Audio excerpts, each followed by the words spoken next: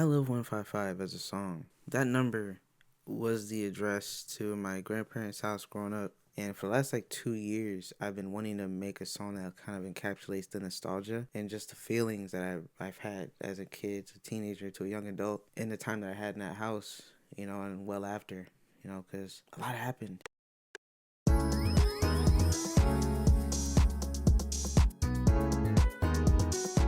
I don't know, I just always had this feeling. So I remember when I like finally got the hook down when I say trying to go back to 155, I'm like, damn, did I really do it? Like I finally did it after 2 years. So it was really cathartic knowing that I finally was able to get those experiences out on paper in a cohesive enough way.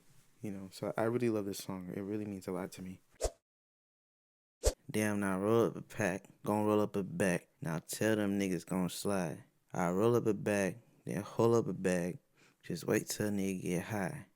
Now, initially when I wrote this verse, I didn't know what I was trying to say. And even in the song, you can't really understand what I'm saying because I don't know, it's how I rapped it. I liked how it sounded, so I didn't re-record it, but I didn't know what I was trying to say. And I really didn't even know what I was trying to say until I recorded the video of me reading the lyrics in this video. The first two parts are more so saying like I need to be high to like deal with my family or to really deal with anything like, heavy, because there was a lot that happened in that house. And, just growing up, there's a lot of process, period. So, weed is the easiest thing to grab onto to make things lighter. And that's what I did. I'll hold up a bag. I'm ordering that. Don't tell them niggas I'm fine. I'm ordering that. Way colder than that. Try and go back to 155.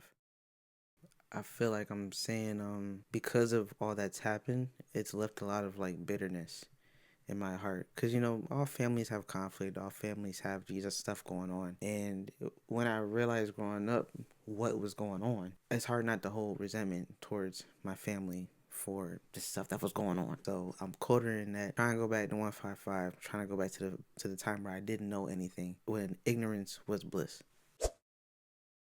Grandma's house was packed, and that was every summer. Thought she put up in a lack, ain't think nothing of it. Now that line's funny because I remember being at basketball practice when I was living with my grandmother, and she went to pick me up. And for the longest time, I thought her Chrysler was a Cadillac. And waiting for my grandma, I was with my coach and another teammate, and then they were like, "Oh yeah, who's this? Whose person is this?" I was like, "Is that the caddy?" And I looked out. I was like, "Oh yeah, that's me." And then I heard my coach say as I was walking out, he's like, "That's not a Cadillac." And I was like, "Oh." Like I didn't know my cars. That part's funny. Playing cars in the garage. Cigarettes was humming. Thought I'd never lose no time. Then time said it was coming. Yeah. I think we all kind of assume that when we're younger, growing up doesn't really affect anybody because we're kids. We're not thinking about growing up. And then you grow up and you realize like, oh shit, like time is a thing, and we get old and things happen and you realize stuff and things make sense so much later. But I never lose no time. And time said it was coming. Time does what it does. Got rice all on the stove and chicken in the oven. Auntie said that she would cold. It took back on my cousins. Everybody had to move. Atlanta had its run-ins. Never thought that I'd get old. Now I seen who was frontin'. Wow. All my family moved to Atlanta. My aunt moved first, and then my other aunt moved a little bit after that. A little bit after that, my grandma moved. So, and then my uncle was down there too. Like all my family right now is in Atlanta. Now I seen who was frontin'. I think that just ties back into like having those rose-colored glasses being removed as you get older, and just kind of seeing the family for who they are. Not in a bad way. It's just we're all flawed beings and we all let our flaws be shown. I feel like more around family. But the problem with that is that there's not a lot of accountability with some families when they let their flaws be shown, and it's not a way that's healthy. So that's where that bitterness comes from. Try and go back to fun and throw back to when I was young and had some life. I know that's because I hold back so many tears for so many nights. Don't know what it was that kept me from being myself and out of that light. Now I don't hold back for none. I'm finna show my shine, and that's out of spite. I mean, yeah, as a kid, I feel like a lot of people can relate. Like, it's easy to get put down because adults, unfortunately, have like a very, or like older adults, have a very, like limited way of seeing things in life. And they project that onto kids who dream bigger than anything because to them, the world knows no bounds. It was easy to take that into my young adulthood, my teenage years, to just to take what they're saying and be like, okay, I gotta go cookie cutter and all the other stuff on the outside is like not important, which essentially does take away a kid's life. And I'm grateful to have found it now. And though I am doing it for myself because it feels good, I for sure am doing, part of me is doing it out of spite. Absolutely. And I'll leave it at that. Face on the pavement, pay me like cavemen. Hard not to hate them, daddy complaining. Papa on sofa, deaf ain't ashamed now. Open his arms, now we dance with the Rain Man.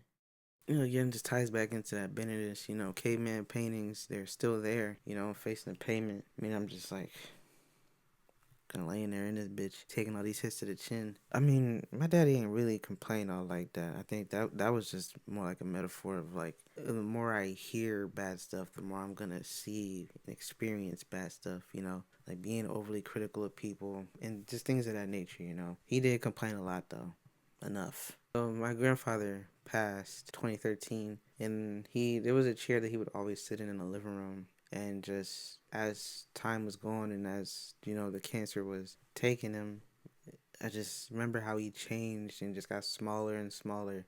Nah, Def ain't ashamed now. Open his arm, now we dance with the Rain Man.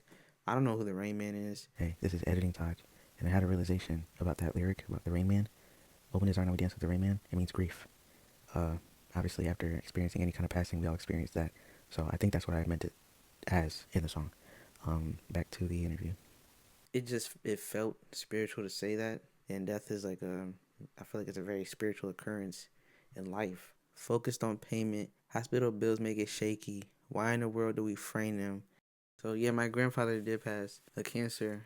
He was a smoker, heavy smoker all his life. And a year ago, I lost my grandmother to cancer as well, also a smoker. So when I say that, it's more like, why don't we learn from other, tragedies in the family? And I think that's just another part of the bitterness of, growing up in a family, because a lot of things that our families do, because they're individuals in their own lives, it don't make any sense, And dealing with death is a very conflicting thing. Like, I'm not mad at my grandmother, but at the same time I'm like, dang, I'm like, you really couldn't put Bubby down for a little bit, hang out with us for years. So I think that's just like showing how there's a lot of gray area when it comes to loss. I need to lay back. Where in the world do we lay them? Why in the world would I say that? Why?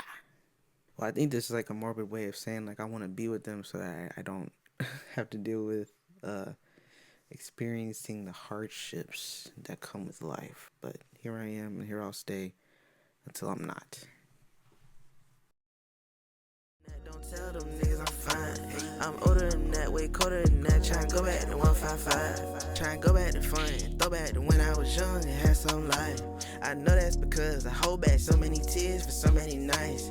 Don't know what it was that kept me from being myself and out of that light. Now I don't hold back for none. I'm finna show my shine and that's how to spite.